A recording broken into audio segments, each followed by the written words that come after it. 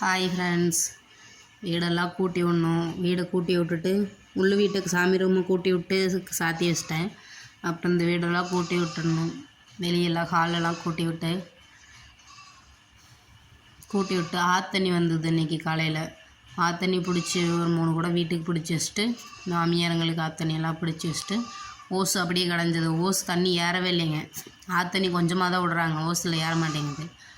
அப்புறம் ஓசெல்லாம் சுற்றி வச்சுட்டு மாட்டுக்கு புல்லள்ளி போடணும். மாட்டுக்கு புல்லள்ளி போட்டு ஆட்டுக்குட்டிக்கு புல்லு போட்டுட்டு தண்ணி காட்ட வேணும் மாட்டுக்கு. அப்புறம் வாசலுக்கு காலையில் தான் எங்கள் மாமியார் கூட்டி விட்டுருந்தாங்க. மறுபடியும் குப்பை விழுந்துருச்சு. மறுபடியும் நானும் ஒரு டைம் கூட்டி விட்டேன்.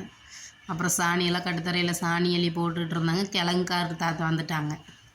எப்போவுமே கிழங்கு தாத்தங்கிட்ட தாங்க வாங்குவோம். குச்சி கிழங்கு, வெள்ளை கிழங்குங்க. அப்புறம் தாத்தன்ட்ட கிழங்கு வாங்கினவங்க சிப்ஸ் போடுறதுக்கு. அவ்வளோதாங்க. பாய்.